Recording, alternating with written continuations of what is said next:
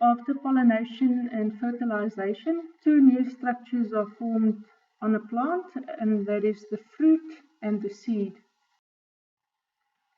In this session, we'll be looking at the fruit and the functions of the fruit and the different types of fruit that we find.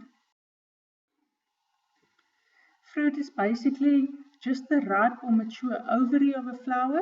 So as soon as pollination occurred, then a fruit will start to form. There does not need to be the fusion of a sperm cell and an egg cell for fruit to form. When a sperm cell and an egg cell fuses, a seed is formed. So when you look at the fruit, it is just the ripe or mature ovary of that flower. The seeds are usually on the inside. So the ovary is the part, the tube nucleus grew down, and it grew down into the ovary, and the seed, where the seed buds were, and there was a fusion of a male and a female gamete, and that forms the seed. But as soon as pollination happens, then a fruit starts to form. So fruit development is stimulated through pollination, and even dead pollen, which have no sperm cell, causes fruit to develop. But if it is dead pollen, it just causes fruit with no seeds. Because if it's dead pollen, there's no male gamete, so there's no fusion, so no seed or zygote will form. So in the case of a banana, there's pollination happens through dead seed, and that stimulates the formation of fruit, but there are no seeds inside this fruit. And the same with the pineapple. There are two main functions of fruit, and please don't tell me in the exam that feeding the world or providing food for humans is a function of fruit. That is not a botanical function.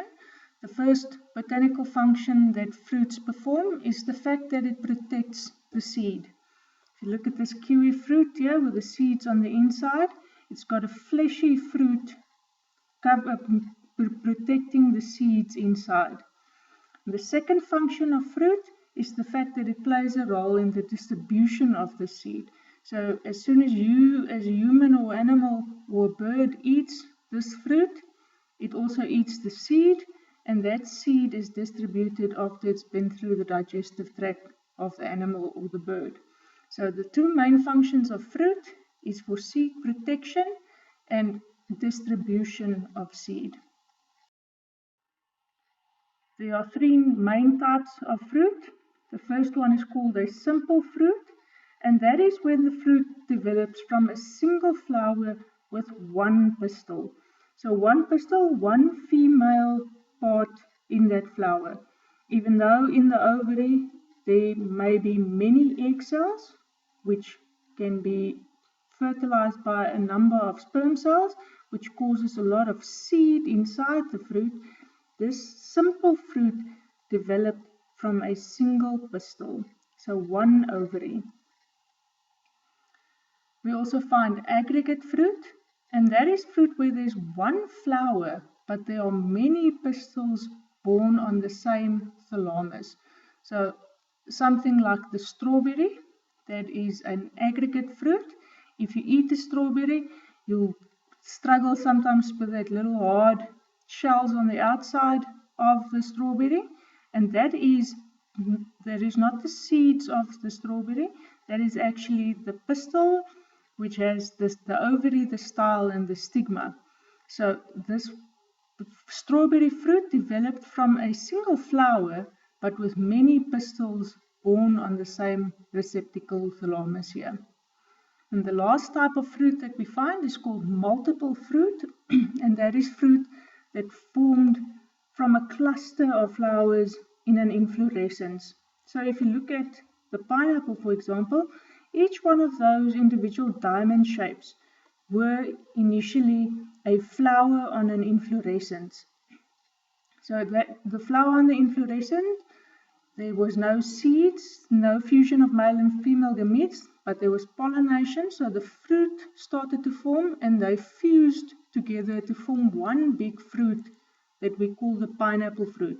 But in fact, it's a number of flowers from an inflorescence. if you look at this picture here, it shows the development of a fruit from the flower bud to the fruit. So the flower bud here opens and it forms a flower. And in this case, this is also an aggregate fruit where it's a single flower, but inside the ovary or inside this flower there are many individual flowers, each with their own pistil and ovary, and a seed bud inside that ovary.